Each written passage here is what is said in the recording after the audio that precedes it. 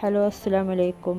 ഇന്ന് ഞാനിവിടെ ഷെയർ ചെയ്യുന്നത് എൻ്റെ സ്വന്തം നാടായ കാസർഗോഡിൻ്റെ ഇപ്പോഴത്തെ അവസ്ഥയെക്കുറിച്ചാണ്. ചെറിയൊരു മിസ്റ്റേക്ക് കൊണ്ട് നമ്മൾ ഇത്രയും വലിയ ദുരന്തം അനുഭവിക്കുന്നുണ്ട്. ഇങ്ങനെയുള്ളൊരവസ്ഥ ഇനി ഏതൊരു നാടിനും വരാതിരിക്കാൻ വേണ്ടിയിട്ടാണ് ഞാനിതിവിടെ ഷെയർ ചെയ്യുന്നത്. ഇതെല്ലാവർക്കും ഒരു പാഠമാകട്ടെ. അതുപോലെ തന്നെ ഇതിൽ നിന്നും ഇനി നമുക്ക് എന്തെങ്കിലും ഒരു മോചനം കിട്ടണമെങ്കിൽ നമ്മൾ ഇനിയെങ്കിലും സീരിയസ് ആയി പ്രവർത്തിച്ചേ പറ്റൂ. ഇത് നമുക്കും ഒരു പാഠമാകട്ടെ. ഇനി ഒരിക്കലും ഇങ്ങനെയുള്ളൊരവസ്ഥ ഉണ്ടാകാതിരിക്കട്ടെ. നാടിനെ തന്നെ അടിമുടി ബാധിക്കുന്നൊരു ദുരന്തമാണ് ഇപ്പോൾ കാസർഗോഡ് നേരിടേണ്ടി വന്നിട്ടുള്ളത്. ഞാൻ പറയാതെ തന്നെ അറിയാം എല്ലാവർക്കും അല്ലേ.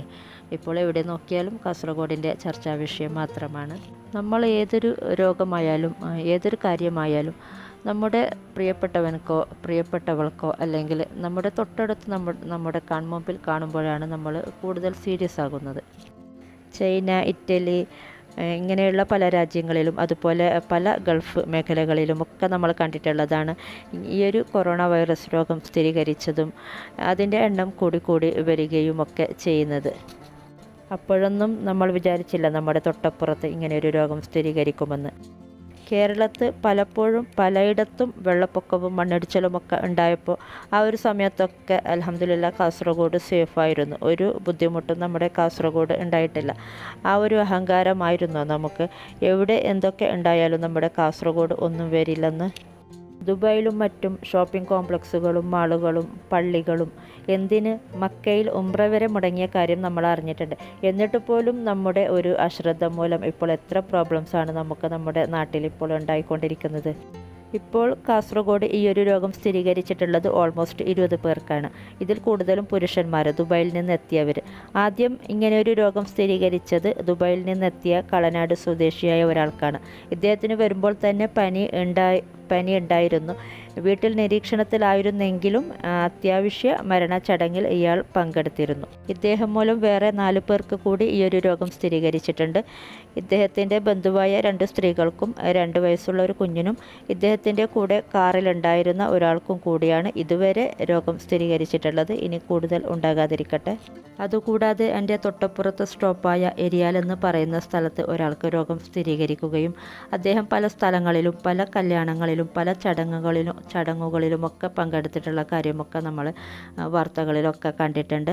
ഇദ്ദേഹം ദുബായിൽ നിന്ന് വന്നത് 11-ാം തീയതിയാണ് കോഴിക്കോട് എയർപോർട്ടിൽ എത്തിയത്.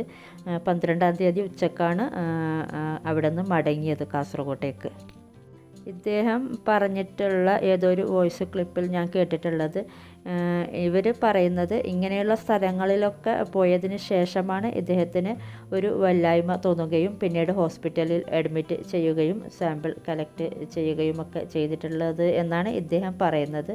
അതുപോലെ തന്നെ അദ്ദേഹത്തിൻ്റെ കൂടെ ഉണ്ടായിരുന്ന ആർക്കും ഇതുവരെ രോഗം സ്ഥിരീകരിച്ചിട്ടില്ല എന്നാണ് അറിയാൻ കഴിഞ്ഞിട്ടുള്ളത്. അത് നമുക്ക് കറക്റ്റ് അറിയണമെങ്കിൽ 15 ദിവസമൊക്കെ എടുക്കുമല്ലോ. അതുപോലെ തന്നെ ഇങ്ങനെയൊരു വൈറസ് നമ്മുടെ ശരീരത്തിലോട്ട് കയറിയാൽ ചിലരുടെ ബോഡിയിൽ അത് പുറമേ കാണുമ്പോൾ നോർമലായിട്ടിരിക്കും. അവരെ കാണുമ്പോൾ ഇങ്ങനെയുള്ള ഒരു ലക്ഷണങ്ങളും പനി, ജലദോഷം, ചുമ ഇങ്ങനെയുള്ള ഒരു ലക്ഷണങ്ങളും കാണാൻ സാധിക്കില്ല. പക്ഷേ അവരുടെ അകത്ത് നല്ലോണം വൈറസ് കടന്നിട്ടുണ്ട്. അപ്പോൾ അവർക്ക് ഒരു രോഗവുമൊന്നുമില്ലെന്ന് വിചാരിച്ച് അവർ പല സ്ഥലങ്ങളിലും പല ആളുകളുമായിട്ട് കോണ്ടാക്ട് ചെയ്യുമ്പോൾ അവരുടെ കൈകളിലൂടെ പകരുന്നത് മറ്റുള്ളവരിലേക്ക് എത്തുന്നത് അവരറിയുന്നില്ല. അതുപോലെ തന്നെ അവർ തുമ്മുമ്പോഴോ അവരുടെ വായിൽ നിന്ന് വരുന്ന ഉമിനീര് അത് മറ്റുള്ളവരുടെ നമ്മുടെ ദേഹത്തൊക്കെ അത് പറ്റിപ്പിടിക്കുമ്പോൾ അത് നമ്മളറിയാതെ നമ്മുടെ കൈ കൊണ്ട് നമ്മളത് തൊട്ട് അപ്പോൾ നമുക്കും അങ്ങനെയും നമുക്ക് സ്പ്രെഡ് ആവാൻ ചാൻസ് ഉണ്ട്. പിന്നെ നമ്മൾ വിചാരിക്കും മാസ്ക് ധരിച്ചാൽ നമ്മൾ സേഫായി എന്ന്. മാസ്ക് ധരിച്ചാലൊന്നും നമ്മൾ ഒരിക്കലും സേഫ് ആകുന്നില്ല. അത് അതിൻ്റെതായ രീതിയിൽ ധരിച്ചാൽ മാത്രമേ നമ്മൾ സേഫ് ആകത്തുള്ളൂ. നമ്മളിങ്ങനെ മാസ്ക് ധരിച്ച് ഇങ്ങനെ ഒരു രോഗം സ്ഥിരീകരിച്ച ഒരാളുടെ അടുത്ത് സംസാരിക്കുമ്പോൾ അവർ തുമ്മുമ്പോഴൊക്കെ തെറിക്കുന്ന ആ ഒരു ഉമിനീരിൽ നിന്നും വൈറസ് ധാരാളം നമ്മുടെ മാസ്കിൽ പറ്റിപ്പിടിച്ചേക്കാം. അപ്പോൾ അത് നമ്മൾ അറിയാത്ത നമ്മുടെ കൈ കൊണ്ടൊക്കെ തൊടുമ്പോൾ അപ്പോൾ നമുക്ക് ആ ഒരു വൈറസ് നമ്മുടെ ശരീരത്തിലോട്ട് നമുക്ക് സ്പ്രെഡ് ചെയ്യാനൊക്കെ ചാൻസ് ഉണ്ട്. മാസ്ക് ധരിച്ചാൽ പിന്നെ നമ്മൾ ഒരിക്കലും കൈകൊണ്ട് തൊടാൻ പാടില്ല. നമ്മളത് ഊരുന്നുണ്ടെങ്കിൽ തന്നെ ഒരു സൈഡിലോട്ടൊക്കെ പിടിച്ചിട്ട് വേണം ഊരാനായിട്ട്. അതുകൊണ്ടാണ് നമ്മൾ ഇടയ്ക്കിടയ്ക്ക് ഇങ്ങനെ സാനിറ്റൈസർ ഉപയോഗിച്ച് കൈ വാഷ് ചെയ്യണമെന്നൊക്കെ പറയുന്നത്. ഓരോ 20 സെക്കൻഡ്സിലും കൈ വാഷ് ചെയ്യണമെന്നാണ് പറയാറുള്ളത്. സാനിറ്റൈസർ ഉപയോഗിക്കുമ്പോൾ സാധാരണ സാനിറ്റൈസർ ഉപയോഗിച്ചിട്ട് ഒരു കാര്യവുമില്ല. 70% ആൽക്കഹോൾ അടങ്ങിയിട്ടുള്ള സാനിറ്റൈസർ മാത്രമേ ഉപയോഗിച്ചാൽ മാത്രമേ നമുക്ക് പ്രയോജനമുണ്ടാകത്തുള്ളൂ. ഇങ്ങനെ ഒരു സാഹചര്യത്തിൽ കാസർഗോഡ് ഒരു കല്യാണത്തിനോ കാസർഗോഡ് ടൗണിലോ അങ്ങനെയൊക്കെ നമ്മൾ പോയിട്ടുണ്ടെങ്കിൽ നമുക്ക് ഊഹിക്കാം നമുക്ക് ഇങ്ങനെ ഒരു വൈറസ് നമുക്ക് പകരാൻ ചാൻസ് ഉണ്ടെന്ന്. അപ്പോൾ നമ്മൾ തീർച്ചയായും നമ്മൾ 15 ദിവസം നമ്മൾ വീടിന് പുറത്ത് ഇറങ്ങാതിരിക്കുകയും നമ്മൾ മറ്റുള്ളവരുമായിട്ട് കോൺടാക്റ്റ് ചെയ്യാതിരിക്കുകയും ഒക്കെ ചെയ്താൽ നമുക്ക് അങ്ങനെ ഒരു രോഗം പിടിപെട്ടാൽ അത് നമുക്ക് മറ്റുള്ളവരിലേക്ക് പകരാതിരിക്കാൻ വേണ്ടിയിട്ട് നമുക്ക് പറ്റും. അപ്പോൾ എത്ര ശ്രദ്ധിച്ചാലും വൈറസ് പടരാൻ ചാൻസ് ഉള്ളത് കൊണ്ടാണ് നമ്മളോട് വീട്ടിനകത്ത് തന്നെ ഇരിക്കാൻ പറയുന്നത്. ഇതുപോലെ തന്നെ ദുബായിൽ നിന്ന് വരുന്ന ഓരോരുത്തരും ഇങ്ങനെ വിചാരിച്ചിരുന്നെങ്കിൽ അവർക്കൊരു രോഗവും ഇല്ലെങ്കിൽ പോലും അവർ ആ ഒരു 15 ദിവസം അവർ നിരീക്ഷണത്തിൽ തന്നെ നിൽക്കണമായിരുന്നു. കണ്ണൂരിലെ എൻ്റെ ഫ്രണ്ട് മിസ്രിയ ആഷിക്ക് അവരുടെ ഒരു അനുഭവം പറഞ്ഞപ്പോൾ എനിക്ക് വല്ലാത്ത വിഷമം തോന്നി. അവരുടെ ഹസ്ബൻഡ് ദുബായിൽ നിന്ന് വരുമ്പോൾ ഇങ്ങനെയുള്ള രോഗങ്ങളൊന്നും ഇല്ലാഞ്ഞിട്ട് പോലും അവരെത്ര കെയർ ചെയ്തിട്ടാണ് അവർ വരുന്നതെന്ന്. ഇങ്ങനെ എല്ലാവരും ചെയ്തിരുന്നെങ്കിൽ നമ്മുടെ നാടിന് ഇങ്ങനെ ഒരു അവസ്ഥ വരില്ലായിരുന്നു. അവരുടെ ആ ഒരു വോയിസ് എനിക്കിതിൽ ഉൾപ്പെടുത്തണമെന്നുണ്ട്. എൻ്റെ ഹസ്ബൻഡ് ഇന്നലെ രാവിലെ കോഴിക്കോട് രാവിലെ 8:30 എത്തിന് 1 മണിയാകുമ്പോഴത്തേക്ക് അബുദാബിയിൽ നിന്ന് നാട്ടിലേക്ക് എത്തി. പക്ഷേ എത്തുന്നതിന് മുമ്പ് തന്നെ എന്നോട് മക്കളോട് എന്തായാലും വീട്ടിൽ മക്കളെ ഞാൻ ആദ്യം അയക്കാൻ വിചാരിച്ചു. ഞാൻ പോകാൻ ഉദ്ദേശിച്ചിട്ടില്ല, ഫുഡെല്ലാം കൊടുക്കണ്ടേന്നെല്ലാം വിചാരിച്ചിട്ട്. അന്നേരം എന്നോട് മെന്നാന്നേ പറഞ്ഞു, നീനെ അവിടെ നിന്ന് പോയിട്ടില്ലെങ്കിൽ ഞാൻ വീട്ടിലേക്ക് വരില്ല, ഞാൻ ഒറ്റയ്ക്ക് താമസിച്ചോളൂ. ഞാൻ 2 ദിവസത്തേക്കുള്ള 2-3 ദിവസത്തേക്കുള്ള ഫുഡെല്ലാം ആക്കി ഫ്രിഡ്ജിൽ വെച്ച് ഇവരെത്തുന്നതിന് മുമ്പ് തന്നെ ഞാനും മക്കളും അവിടെ നിന്ന് ഇറങ്ങി. അനിയത്തിൻ്റെ വീട്ടിലേക്ക് ഞാനുള്ള, ഹസ്ബൻഡ് വീട്ടിൽ ഒറ്റക്കുള്ള. ഇങ്ങനെ വരുന്ന ഓരോ ആൾക്കാരും ശ്രദ്ധിച്ചില്ലെങ്കിൽ നമുക്കിത് സ്പ്രെഡ് ആകാണ്ട് ഒഴിവാക്കാൻ പറ്റും. വരുന്ന ആൾക്കാർ നേരെ ഒന്നിക്കൽ അവരൊറ്റക്ക്, ഇപ്പം അധികം ആൾക്കാർ വീട്ടിൽ നിൽക്കുന്ന വീട്ടിലുള്ള ആൾക്കും കൂടി അത് എഫക്റ്റ് ചെയ്യുമല്ലോ.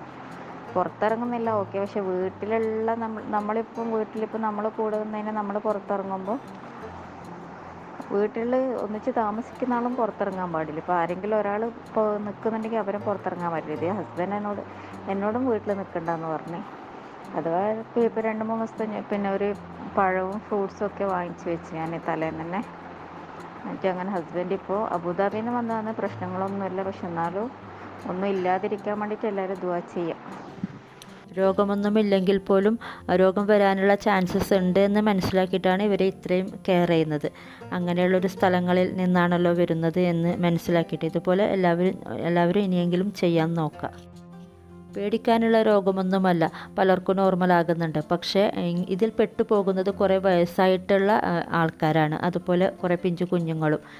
ഇങ്ങനെ നമ്മുടെ നാട്ടിൽ രോഗം വർദ്ധിച്ചു വരുമ്പോൾ പേഷ്യൻറ്റിൻ്റെ എണ്ണം കൂടുന്തോറും ഹോസ്പിറ്റലിലുള്ള സൗകര്യങ്ങൾ കുറയും. പിന്നെ അവിടെ നമുക്ക് താമസിക്കാനുള്ള മുറികൾ, അതുപോലെ തന്നെ ഡോക്ടേഴ്സിന് എല്ലാ പേഷ്യൻറ്റിനെയും നോക്കാൻ പറ്റാതെയാകും.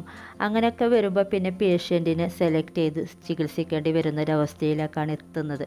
അങ്ങനെ വരുമ്പോൾ പിന്നെ ഒരു 80 വയസ്സിന് മുകളിലുള്ള പേഷ്യൻറ്റിനൊക്കെ പിന്നെ അവർക്ക് നോർമലാകാനുള്ള ചാൻസ് വളരെ കുറവാണെന്ന് വിചാരിച്ച് അങ്ങനെയൊക്കെയുള്ള അവസ്ഥയിൽ സെലക്ട് ചെയ്തിട്ട് പിന്നെ ചികിത്സിക്കേണ്ടി വരുന്ന ഒരു അവസ്ഥയിലേക്കാണ് എത്തുന്നത്.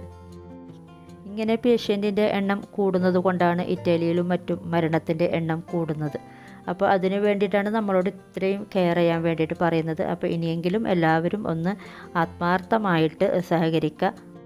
ഇനി നമുക്കാരെയും കുറ്റപ്പെടുത്തിയിട്ടൊന്നും കാര്യമില്ല. ഇനി നമുക്കെല്ലാവർക്കും ഒന്നിച്ച് നിന്ന് ഇതിനു വേണ്ടി നമ്മൾ പ്രവർത്തിക്കുക. ഇപ്പോൾ ഇവിടെയും ഫുള്ള് ക്ലോസ് ചെയ്തിട്ടുണ്ട്, പള്ളികളിലൊന്നും പോകാൻ പറ്റുന്നില്ല. തലപ്പാടി ബോർഡർ ക്ലോസ് ചെയ്തിട്ടുണ്ട്. ഇന്ന് ഫുള്ള് കർഫ്യൂ ആയിരുന്നു. ഇനിയുള്ള ദിവസങ്ങളിലും അങ്ങനെ തന്നെ. പക്ഷേ അത്യാവശ്യ കടകൾ മാത്രം തുറക്കാമെന്നായി.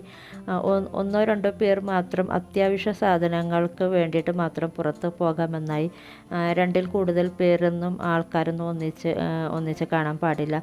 ഇങ്ങനെയൊക്കെയുള്ള സംഭവങ്ങളൊക്കെ ഇപ്പോൾ സ്ട്രിക്റ്റാക്കി വെച്ചിട്ടുണ്ട്. ഇങ്ങനെയുള്ള സംഭവങ്ങളൊക്കെ കുറച്ച് നേരത്തെ തന്നെ ചെയ്തിരുന്നെങ്കിൽ ഇത്രയും വഷളാകില്ലായിരുന്നു. ഇങ്ങനെ രോഗം സ്ഥിരീകരിച്ച ആളുകൾ സഞ്ചരിച്ച പാതയിലൂടെ ഇനി എത്ര പേരുടെ റിസൾട്ട് പോസിറ്റീവ് ആകും ഒന്നും നമുക്ക് പറയാൻ പറ്റില്ല. ഇനി നമുക്ക് പ്രാർത്ഥിക്കാനേ പറ്റൂ എല്ലാം നെഗറ്റീവ് ആകട്ടെ. ഇനിയെങ്കിലും രോഗത്തിൻ്റെ എണ്ണം കൂടാതിരിക്കട്ടെ. അതുപോലെ തന്നെ രോഗം വന്നവർക്കൊക്കെ പെട്ടെന്ന് ഭേദമാകട്ടെ, നമുക്ക് പ്രാർത്ഥിക്കാം ഇൻഷാ അല്ലാഹ്. അപ്പോൾ ഇനി മറ്റൊരു വീഡിയോയിൽ കാണാം. Thank you.